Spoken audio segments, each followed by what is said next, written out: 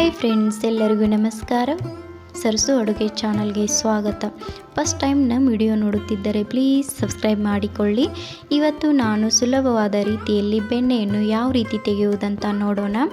ನಾನಿಲ್ಲಿ ಡೈಲಿ ಹಾಲಿನ ಮೇಗಿನ ಕೆನೆಯನ್ನು ತೆಗೆದಿಟ್ಟು ಈ ರೀತಿ ಸ್ಟೋರ್ ಮಾಡಿ ಇಟ್ಟುಕೊಂಡಿದ್ದೆ.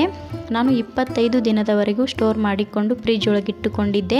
ನಾವು ಇವತ್ತು ಬೆಣ್ಣೆ ತೆಗೆಯುವುದಿತ್ತಂದ್ರೆ ಅದರ ಹಿಂದಿನ ದಿನ ಮುಂಜಾನೆ ಫ್ರಿಜ್ಜಿಂದ ಅದನ್ನು ಹೊರಗಡೆ ತೆಗೆದಿಟ್ಟು ನೈಟ್ ಅದನ್ನು ನಾನು 1 ಕಪ್ ಮೊಸರನ್ನು ಹಾಕಿ ಚೆನ್ನಾಗಿ ಮಿಕ್ಸ್ ಮಾಡಿಕೊಂಡು ಹಚ್ಚಿ ಇಟ್ಟುಕೊಂಡಿದ್ದೆ. ಮರುದಿನ ಈ ರೀತಿ ಜಾರ್ಗೆ ಹಾಕಿಕೊಂಡು ಸ್ವಲ್ಪನೇ ಹಾಕಿಕೊಂಡು ಈ ರೀತಿ ಗ್ರೈಂಡ್ ಮಾಡಿಕೊಂಡೆ. ಸ್ವಲ್ಪ ನೀರು ಹಾಕಿಕೊಂಡು ಚೆನ್ನಾಗಿ ಗ್ರೈಂಡ್ ಮಾಡಿ ನೋಡಿ ಈ ರೀತಿ ಬೆಣ್ಣೆ ಬಂದಿದೆ. ನೋಡಿ ಒಂದೇ 1 ನಿಮಿಷದಲ್ಲಿ ಬೆಣ್ಣೆಯನ್ನು ತಯಾರು ಮಾಡಿಕೊಳ್ಳಬಹುದು. ನಾನಿಲ್ಲಿ ಬಿಸಿನೀರಲ್ಲಿ ಕೈಯನ್ನು ಈ ರೀತಿ ಎದ್ದಿ ಈ ರೀತಿ ಬೆಣ್ಣೆಯನ್ನು ತೆಗೆದೀನಿ. ಯಾಕೆಂದರೆ ಕೈಗೆ ಬೆಣ್ಣೆ ಅಂಟಿಕೊಳ್ಳುವುದಿಲ್ಲ, ಅದರಿಂದ ಬಿಸಿನೀರೊಳಗೆ ಕೈಯನ್ನು ಅದಿಮಿ ಈ ರೀತಿ ಬೆಣ್ಣೆಯನ್ನು ತೆಗೆದುಕೊಳ್ಳಬೇಕು.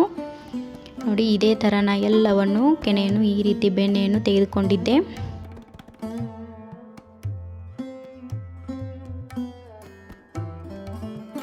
ನೋಡಿ ಎಷ್ಟು ಬಂದಿದೆ ಬೆಣ್ಣೆ. ಇವಾಗ ಅದಕ್ಕೆ ಕೋಲ್ಡ್ ವಾಟರನ್ನು ಹಾಕಿಕೊಂಡು ಈ ರೀತಿ ಚೆನ್ನಾಗಿ ತೊಳೆದುಬಿಟ್ಟಿಕೊಂಡೆ.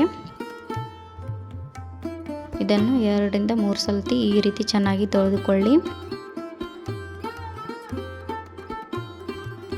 ಬೆಣ್ಣೆಯನ್ನು ಈ ರೀತಿ ಚೆನ್ನಾಗಿ 2 ರಿಂದ 3 ಸಲ ವಾಶ್ ಮಾಡಿಕೊಳ್ಳಿ.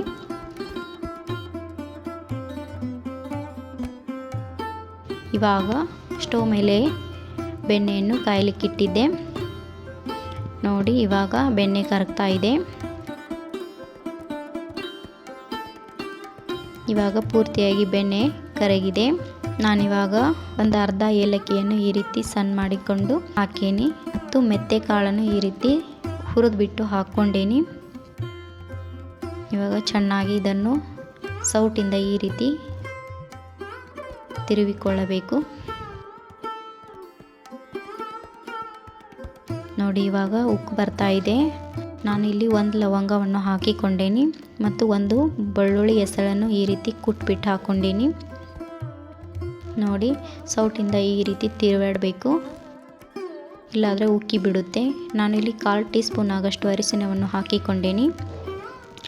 ಇದನ್ನು ಹಾಕುವುದರಿಂದ ಇದನ್ನು ಬಹಳ ದಿನದವರೆಗೂ ತುಪ್ಪವನ್ನು ಸ್ಟೋರ್ ಮಾಡಿಕೊಳ್ಳಬಹುದು.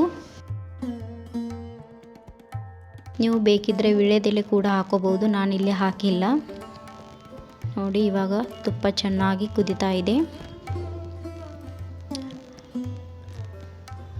ಲಾಸ್ಟಿಗೆ ನಾನಿಲ್ಲಿ ಸ್ವಲ್ಪ ಸಕ್ಕರೆ, 1 ಉಪ್ಪಿನ ಹರಳನ್ನು ಉಗಿದೀನಿ. ನೋಡಿ ಎಷ್ಟು ಚೆನ್ನಾಗಿ ಬಂದಿದೆ ತುಪ್ಪ, ಕಲರ್ ಕೂಡ ಎಷ್ಟು ಚೆನ್ನಾಗಿ ಬಂದಿದೆ. ಇವಾಗ ಇದನ್ನು ಒಂದು ಚಾಣಿಗೆಯಿಂದ ಡಬ್ಬಿಯೊಳಗೆ ಸೋಸಿಕೊಳ್ಳೋಣ. ನೋಡಿ ಎಷ್ಟು ಚೆನ್ನಾಗಿ ಬಂದಿದೆ. ನೀವು ಕೂಡ ಈ ರೀತಿ ಮಾಡಿ ನೋಡಿ.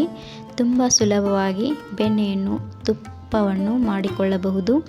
ಈ ವಿಡಿಯೋ ಇಷ್ಟವಾದಲ್ಲಿ ಪ್ಲೀಸ್ ಲೈಕ್ ಮಾಡಿ, ಶೇರ್ ಮಾಡಿ, ಕಮೆಂಟ್ ಮಾಡಿ. ಪ್ಲೀಸ್ ಸಬ್ಸ್ಕ್ರೈಬ್ ಮಾಡಿಕೊಳ್ಳಿ. ಧನ್ಯವಾದಗಳು.